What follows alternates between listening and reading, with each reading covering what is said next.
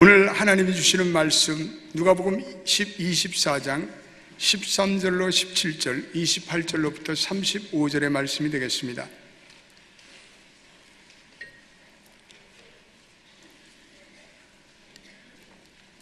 우리 같이 말씀을 13절로부터 17절을 읽고 28절로 35절을 계속 읽어보겠습니다. 그날에 그들 중 둘이 예루살렘에서 20올이 되는 엠마오라 하는 마을로 가면서 이 모든 된 일을 서로 이야기하더라. 그들이 서로 이야기하며 문의할 때 예수께서 가까이 이르러 그들과 동행하시나 그들의 눈이 가리워져 그인 줄 알아보지 못하거늘 예수께서 이르시되 너희가 길 가면서 서로 주고받는 하는 이야기가 무엇이냐 하시니 두 사람이 슬픈 빛을 띠고 머물러 서더라. 그 다음에 28절 넘어가겠습니다. 그들이 가는 마을에 가까이 가매 예수는 더 가려하는 것 같이 하시니 그들이 강권하여 이르되 우리와 함께 유하사이다. 때가 저물어가고 날이 이미 기울었나이다 하니 이에 그들과 함께 유하로 들어가시니라. 그들과 함께 음식 잡수실 때 떡을 가져서 축사하시고 떼어 그들에게 주시니 그들의 눈이 밝아져 그인 줄 알아보더니 예수는 그들에게 보이지 아니하시는지라. 그들이 서로 말하되 길에서 우리에게 말씀하시고 우리에게 성경을 풀어주실 때 우리 속에서 마음이 뜨겁지 아니하더냐 하고 곧 그때로 일어나 예루살렘에 돌아가 보니 11 제자 및 그들과 함께한 자들이 모여 있어 말하기를 주께서 과연 살아나시고 시몬에게 보이셨도다 하는지라. 두 사람도 길에서 된 일과 예수께서 떡을 떼심으로 자기들에게 알려주신 것을 말하더라. 아멘. 우리 비전 예배 한번 인사를 해봐야 돼요. 비전 예배 한번 서들어 보세요. 비전 예배 할렐루야. 오늘 많이 나오셨네요. 예, 정말 잘 오셨습니다. 부활의 은혜가 여러분들에게 함께 하시길 바랍니다.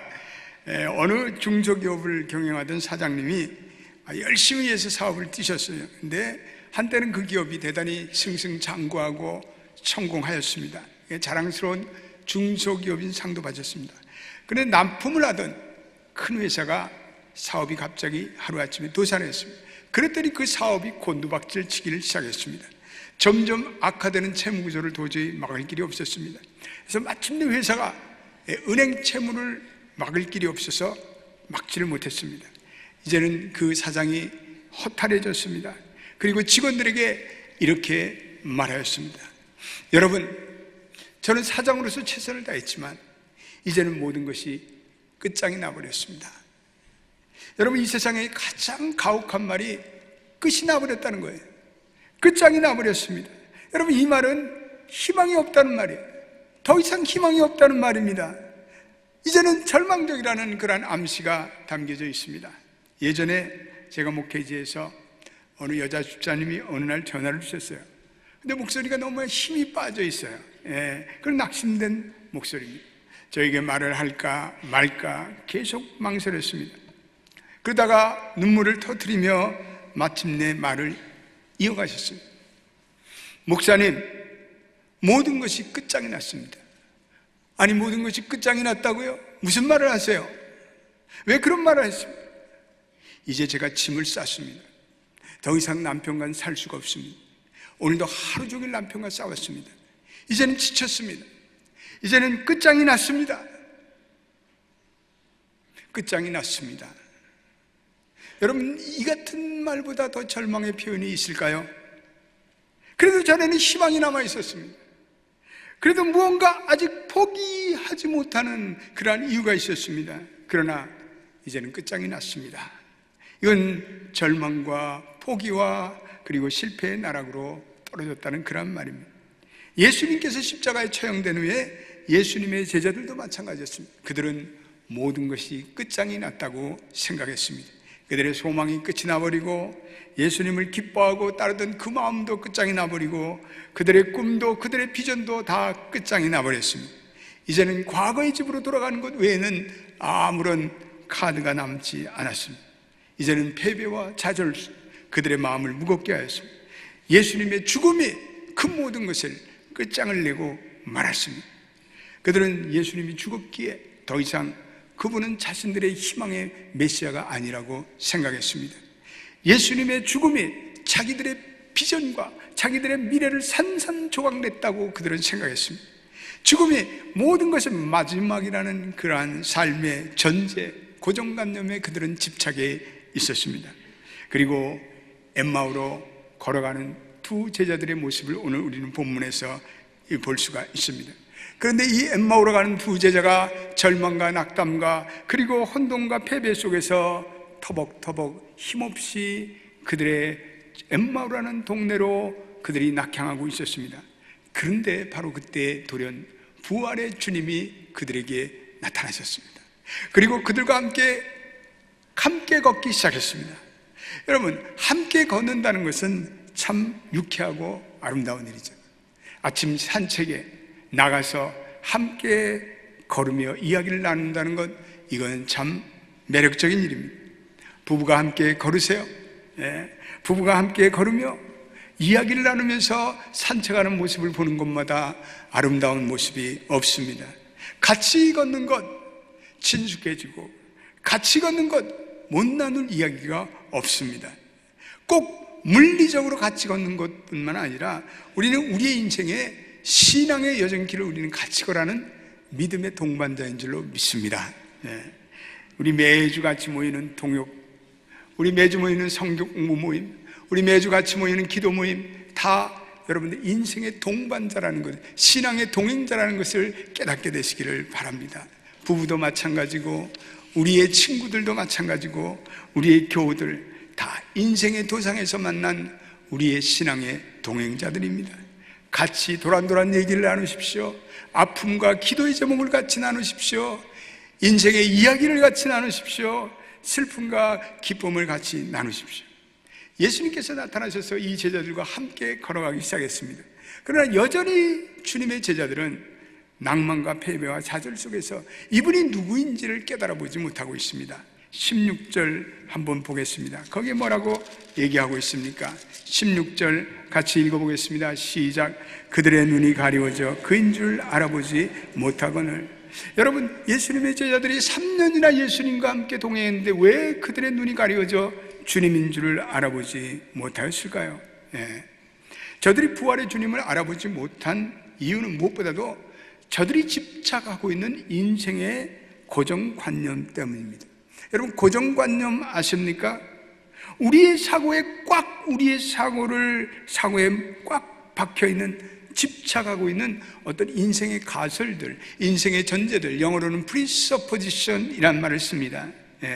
신앙의 전제들이 될 수도 있고 우리 인생의 삶의 전제들이 될 수가 있습니다. 헬라어로 이 가리우다는 말은 크라테오라는 단어를 쓰고 있는데 이것은 고정이 되어 변동이 없다, 이런 말이에요.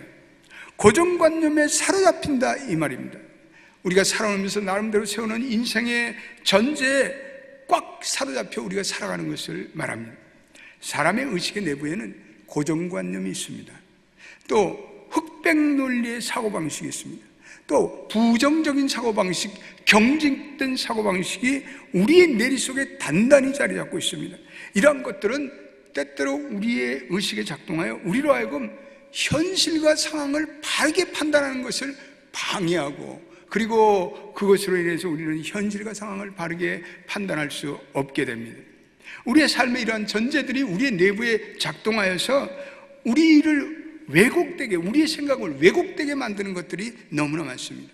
그러므로 우리가, 저와 여러분들이 가지고 사는 이 삶의 전제가 항상 옳지 않다는 사실을 우리는 깨달아야 합니다. 그래서 나 자신의 지난날의 인생의 전제를 깨고 오늘 사물과 현상을 바로 바라볼 수 있는 것, 그것이 바로 우리가 인식의 전환, 파라다임 시프트라는 말을 씁니다. 우리가 보통 회심이라고 하죠. 오늘 우리 이정규 성도님께서 지난 세월 동안에 하나님을 알지도 못하고, 그래서 미국에 와서 이렇게 하나님을 체험한 그런 것, 이거 컨버전 익스피리언스, 회심의 전환이라고 합니다. 과거에는 내가 주인이 돼서 내가 인생을 다스리는 전제를 깨고 이제는 살아계신 하나님, 부활의 주님을 만나 그 부활의 주님, 살아계신 하나님이 나의 인생을 다스리도록 허용하는 것, 이것을 우리가 회심이라고 하지 않습니까? 이것을 우리는 파라다임 시프트, 이건 대단한 인생의 전환이죠. 고정관념의 부서짐.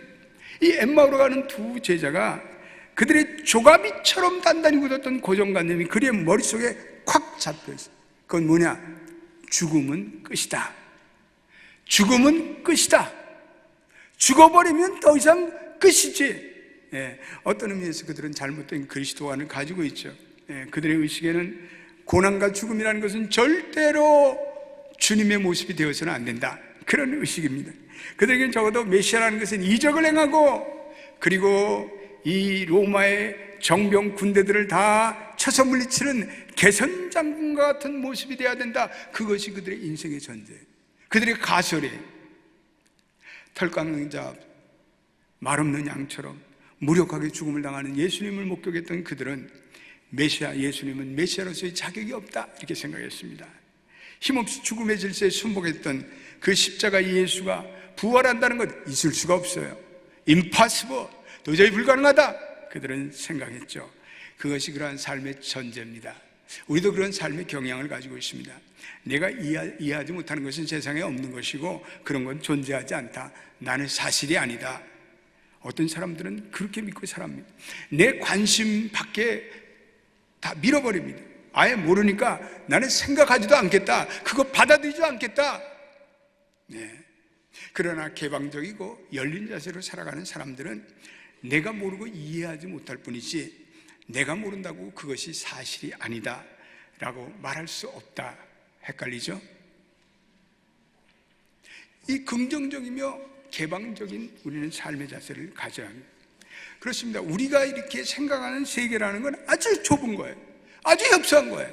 어떤 분들은 공자 사상에 매달려서, 어떤 분들은 유교주의 세상에 매달려서, 그리고 불교주의 사상에 매달려서 살아가요. 그래서 신앙을 받아들일 수가 없어요. 부활의 주님, 영광의 주님을 받아들이지 못해요. 그러나 우리는 이 고정관념을 깨트리는 그러한 진리를 향한 용기를 가지고 살아가는 여러분 되시기를 축복합니다. 우리는 진리 앞에 나를 개방할 수 있는 그러한 진리를 향한 개방성을 가져야 돼요. 우리가 믿는 이 기독교라는 것은 많은 부분에 신비에 쌓여 있습니다. 성육신의 신비도 그렇고, 고난의 신비도 그렇고, 십자가의 신비도 그렇고, 삼위일체의 신비도 그렇고, 부활의 신비도 그러합니다. 고정관념에 사로잡힌 이 제자들은 죽음 뒤에 찾아오는 부활의 생명에 대해서 이해할 수가 없었습니다. 이 엠마오의 제자들은 예수님의 부활의 신비를 이해할 수 있는 어떤 영적인 민감성이나 영적인 안목이 결여되어 있었습니다. 그들은 살아생전 주님께서 내가 이제 고난받고 삶의 부활하리라는 주님의 말씀을 건성으로 들었습니다. 믿지 않았습니다. 교회를 다니면서 주님의 말씀, 성경을 믿지 않는 분들이 많습니다. 그들은 메시아에 대한 전제가 완전히 왜곡되어 있습니다. 그러나 동행하시던 주님께서 그들에게 나타나셔서 그들에게 말씀을 풀어주셨습니다. 그리고 그들에게 떡을 나눠주셨습니다. 그리고 성찬식을 가졌습니다. 그리고 그들의 잘못된 메시아관을 교정시켜 주셨습니다. 그리고 메시아가 고난을 받아야 된다라고 오늘 26절과 27절에 말씀하고 있습니다. 여러분 26절과 27절을 한번 읽어보겠습니다. 귀한 말씀이 아닐 수가 없습니다. 시작. 그리스도가 이런 고난을 받고 자기의 영광에 들어갈 것이 아니냐 하시고, 이에 모세와 모든 선지자의 글로 시작하여 모든 성경에 쓴 바 자기에 관한 것을 자세히 설명하시느니라. 아멘.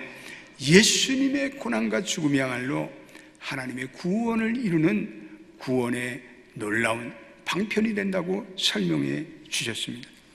우리가 주님을 믿는다고 하면서 그리스도관이 잘못되면 우리는 부활의 주님을 만날 수가 없습니다. 우리는 인간의 죄를 지시고 고난을 당하시는 주님을 바로 볼 수 있어야 합니다. 복음의 진수는 그분의 고난과 죽음과 그리고 십자가의 부활에 있습니다. 그분이 고난과 죽음을 당하셔야만 저와 여러분들의 죄가 사해지고 그리고 우리 인류를 위한 구원이 성취됩니다. 하나님의 미랄이 땅에 떨어져 죽지 않으면 하늘 그대로 있고 죽으면 많은 열매를 맺느니라. 할렐루야. 예수님이 이 진리를 제자들에게 풀어주실 때 비로소 제자들의 눈이 밝아지기 시작했습니다. 그들의 영적인 눈이 열렸습니다. 오늘 32절 보십시오. 주님께서 말씀을 열어주실 때 그들의 마음이 뜨겁지 아니하냐. 읽어보겠습니다. 시작. 그들이 서로 말하되 길에서 우리에게 말씀하시고 우리에게 성경을 풀어주실 때 우리 속에서 마음이 뜨겁지 아니하더냐 하고. 그렇습니다. 우리가 하나님의 말씀을 깨닫고 우리가 예배 속에서 우리는 우리의 마음이 뜨거워지는 성령의 감동에 우리는 체험을 합니다. 우리의 마음이 뜨거워집니다. 말씀 가운데 눈이 열리고 말씀 가운데 우리는 성령의 은혜를 체험합니다. 그리고 예수님의 죽음이 결코 메시아됨에 조금도 방해가 되지 않는 한 신앙의 새로운 안목이 열렸습니다. 예수님의 죽음이 오히려 예수님의 부활 생명의 시작인 서국이라는 사실을 확신하게 되었습니다. 직업이 의사인 어느 집사님께서 부활신앙과 관련돼서 재미난 글을 하나 썼습니다. 그분은 모태는 세태다, 그런 표현을 하셨습니다. 모태 있는 생명이라는 건 근심 걱정이 없습니다. 더없이 평안하고 좋기만 한 이 어머니의 뱃속에서 그냥 계속해서 있었으면 좋겠습니다. 그러나 모태에서 벗어나 세상에 태어날 때 우리는 그것을 출생이라고 합니다. 그러니 이 출생이 모태를 기준으로 하면 이건 죽음이죠. 그 좋은 곳에서, 그 따뜻하고 안락한 곳에서 이제는 춥고, 그리고 불편한 곳으로 나오자마자 볼기짝을 쫙쫙 맞아야 되니까 괴롭죠. 탯줄을 끊어야 되죠. 죽음입니다. 출생했다고 기뻐하지만 사실은 거친 세상으로 나오는 험악한 발걸음입니다. 그렇지만 이 세태에 살아야 그것이 진정한 성숙한 생명의 모습이 아니겠습니까? 마찬가지로 우리가 세상이라는 세태에 살았습니다. 언젠가 우리는 이 세상의 탯줄을 끊어야 합니다. 그리고 우리는 새로운 생명으로 출발해야 합니다.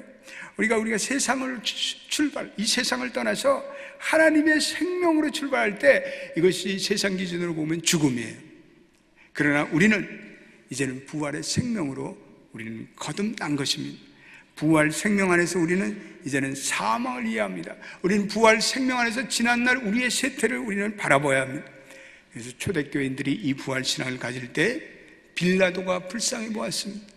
초대교인들이 이 부활 신앙을 가질 때 그들은 목숨을 걸고 서로 사랑하였습니다.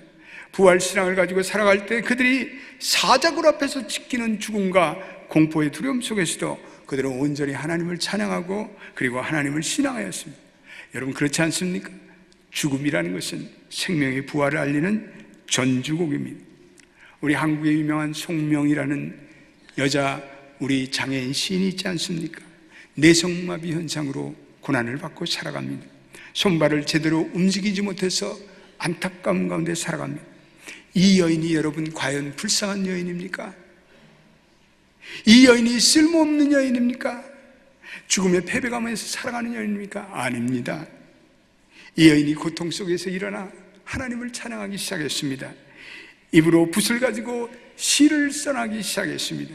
그녀의 시가 찬양이 되었습니다. 그녀의 시가 복음성가가 되었습니다.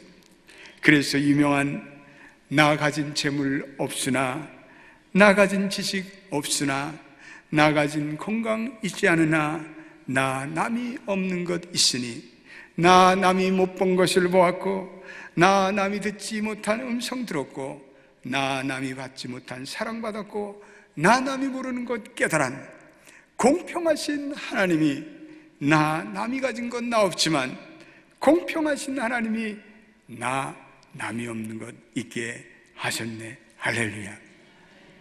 우리의 인생의 기준, 세상의 기준으로는 불행한 여인이지만 그녀에게는 부활의 주님을 만남으로 그녀는 새로운 인생, 부활의 신앙으로 거듭나고 그녀는 찬양의 시인으로 부활하였습니다. 흑암의 사망 뒤에 부활의 생명이 동토합니다.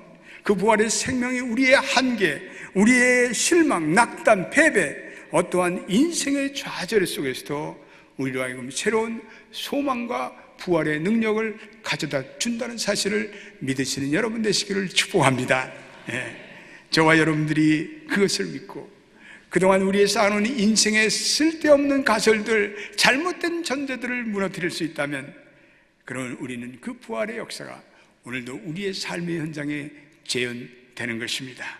오늘 우리의 무너진 인간관계, 우리의 사업의 실패, 사랑하는 이의 죽음, 그리고 생의 의미의 상징 같은 고난의 시간 속에서도 부활의 주님은 여전히 오늘도 역사하고 계십니다. 하나님은 우리가 끝장이 났구나, 모든 것이 끝장이 났다고 생각하는 그 마지막 그 순간에 우리로 하여금 찾아오셔서 부활의 새 생명을 주십니다. 죽음과 패배와 절망과 같은 우리의 인간의 한계의 도구를 사용하셔서 하나님의 부활의 소망으로 우리를 이끄십니다. 이 부활의 아침, 저와 여러분들이 이 소망을 깨닫고 그리고 죽음에서 시작되는 새로운 부활의 소망을 덧입는 여러분 되시기를 주의 이름으로 축원드립니다. 기도하겠습니다. 하나님, 죽음과 공포와 패배와 낭망 속에서 새로운 삶의 시작을 부활의 주님이 보여주셨습니다. 오늘 이 시간에 엠마오의 인생들이 있습니까? 허무와 좌절과 혼돈과 질병과 그리고 좌절과 가난과 저주에 헤매는 자들이 있습니까? 이 시간 부활의 주님 나타나 주시옵소서. 저들에게 임재하여 주옵소서. 저들에게 소망과 용기와 산 생명을 주시옵소서. 부활의 주님의 이름으로 기도드립니다. 아멘.